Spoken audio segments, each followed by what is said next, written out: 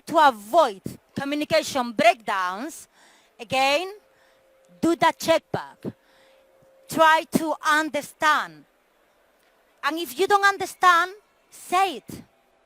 There is no shame at all on saying, sorry, I didn't understand. Please explain again. The communicator should be able to give you different ways for you to get the meaning. Yes?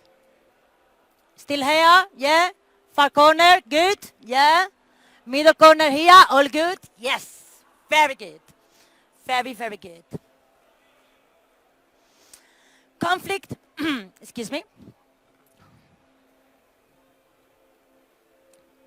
So apart from those big problems that we have in communication, yeah, other causes of conflict can be rivalry between colleagues.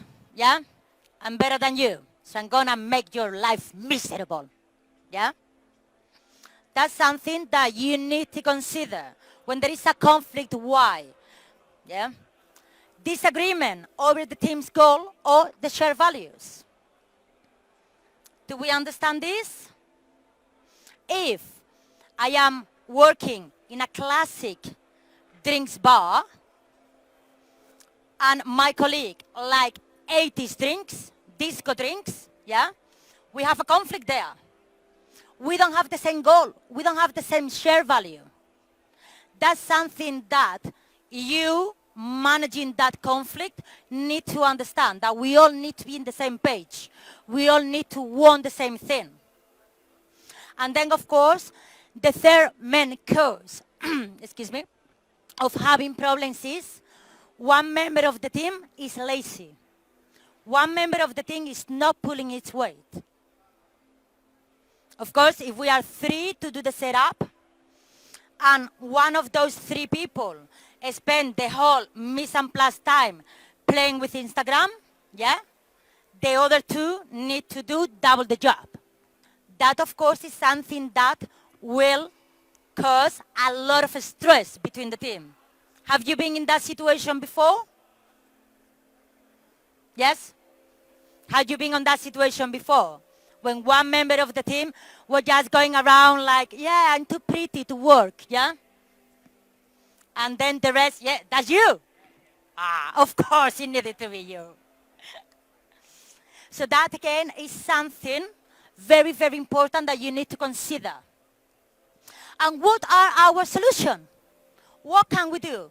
How can we address those problems? Well, first of all, we need to listen to the version separately, yeah?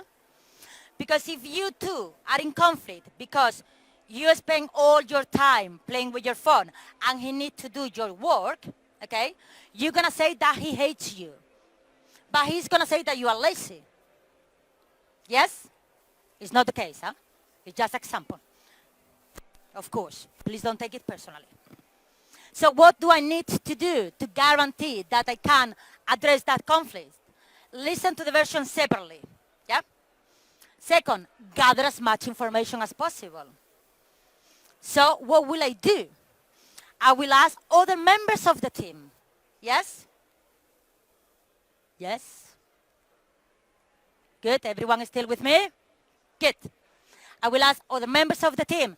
If I am in an environment where I have CCTV, I will look at the cameras and I will check.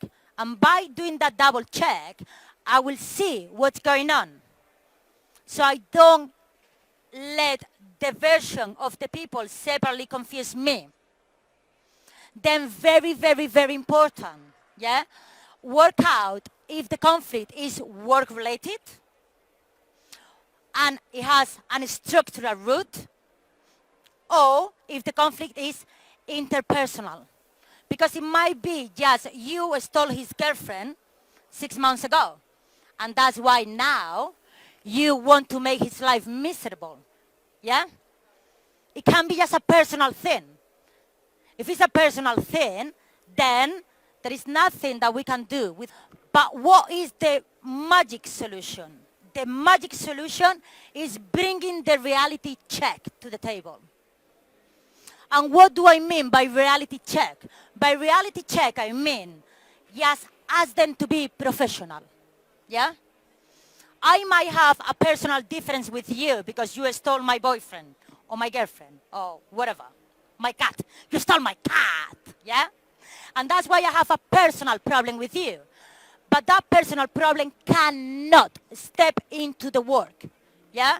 We are all professional, or we are men or to be professional, and that's what you need to do. When the conflict arises, just call in the reality check. Ladies, gentlemen, we are here to make our guests happy.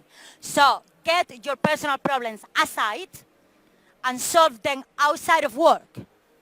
While we are at work, we need to be professional and we need to make sure that we deliver a marvelous service. Doesn't matter if we put in pints, if we're making cocktails, if we are in a 5-star hotel, or if we are in a corner pub. At the end of the day, the reality check is this is a business that needs to work. And for this business to work properly, we all need to be purely professional. Everyone agrees? Yeah? Good? Yes? Perfect. Conflict number 2, staff versus management. I'm sure that you have come across some management problems. Yeah? And when I say staff versus manager, I talk about pure management, which is one of the main causes of conflict in our business. And the first point is, of course, unclear job role. Yeah? If I don't know that I need to be at 3 p.m. to do a proper mise en place, my manager cannot complain saying that I arrive at 4 o'clock. So how do we solve that main problem? Writing, yeah? Making sure that the roles are perfectly defined. That I'm told exactly what am I expected to be doing. That there is no confusion. And as we said before, to make sure that the communication works there, you need to make sure that your employee understand. Но здесь на самом деле возникает большая проблема с правилами, когда их очень много становится, то есть особенно это с ростом заведений, когда открывается второе заведение, появляется очень много формализма, и работник чувствует себя угнетенным в объеме правил, он теряет свободу, творчество, и это создает новую почву для конфликтов. That is, of course, something that can happen. The way to solve that is by making sure that the employee feels part of those rules. For a business to be successful, things need to be established in a very formal way.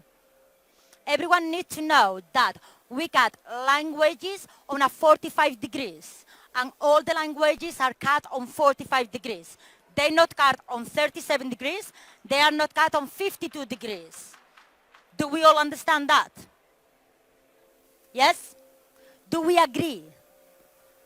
Because if there is no consistency, if the guest doesn't get always the same line, that is showing that our business, it is not purely successful. We need to have a consistency. But consistency have no problems with creativity. I run big places where I have 40 staffs. The way of making sure that the staff feels part of those business is by including them. I will get, every time that I was designing a new list, I will gather all my staff, bartenders, floor tenders, and barbacks, everyone. And I will tell them, please bring ideas for the new drinks list. Please tell me what would you like to see. And then we will work together on that. Another way to guarantee that people understand what the job roles are and why the necessity of the rules is by routine.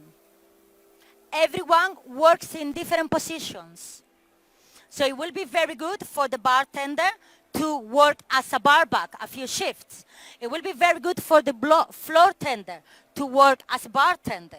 It will be very good for the bartender to work as a floor tender. So they will understand that we need to have clear job descriptions and clear procedures. And if the lines need to be cut on 45 degrees, it's 45 degrees. It's not 37, it's not 52. Because balance make the guess easy. If there is a structure, if there is a continuity, if there is a balance, the human being feels safe. If there is an imbalance, it will be something bothering you on your back of your head, and you will not know what is that. That it will be the imbalance. Because imbalance means I am not secure, and somehow you are expecting an attack. Does it make sense? Yeah? Did I answer your question? There is no problem with rules, well, depending on what type of rules, yeah? But seriously, if you integrate and if your staff realize that those rules are necessary, rules and creativity don't need to go against each other. Rules are there to make everyone's life easy. One of the things that I always did whenever I was setting up bars is making sure that all the staff agreed to a layout of the station. Different bartenders might have different preferences. Like, I like to have my shakers here. You might like to have your shaker here. But we all need to agree. And in this bar, the shakers always go that way. And things do not move without permission. And there I am strict. I am a sergeant. Why? Because if suddenly it's very busy, okay, you set up your station for yourself. And you put the shakers in the back. That's because you feel that you want everyone to look at your shoulders every time that you move, yeah? Imagine, we're stupidly busy, yeah? You have a heart attack. You need to run to the hospital. I need to jump in your station. And I don't find the shakers. Wow. That's a drama. That service getting broken right there, yeah? Rules are not bad. Rules are made to guarantee that we have an efficient service. Because again, at the end of the day, our ultimate goal is to please our guests. Second problem, of course, inadequate training. Yeah? Going back to the setup. If I have a new member of staff and I don't tell him or her that in this bar the mixers are in the right side, then the poor thing is going to jump behind the bar and is not going to find the mixers. That will be a big issue.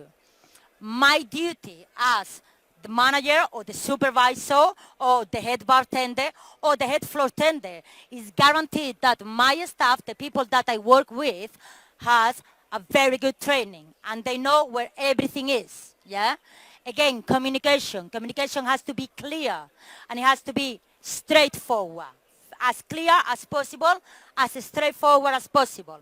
No faffing around the block. Yeah? That's a waste of time. Second problem, of course, a poor work environment. If the work environment is poor, what's going to happen? That the person who is trying to do their best and work is not going to be able to do it. Classic example, the fridge that doesn't work properly. So the beers are hot. How many times have you been working in a place where the beers are hot because the fridges are not working properly? It hasn't happened to any of you? No? Really? Yeah? Draft beer. Draft beer is good for that. So, of course, I cannot expect my bartenders, my floor tenders, to serve cold beer if the fridge is not working. Do we all agree on that? Yeah? Yeah? Ice cream. Ice cream, yeah, exactly the same problem, yeah? So you need to guarantee that you give a good equipment, because if the equipment is not good enough, we cannot ask them to do it. If I give them shakers that don't close properly, they're going to have a spillage all over. Doesn't matter how good they are, yeah? Everyone with me? Yes? Good. Lack of equal opportunities, of course.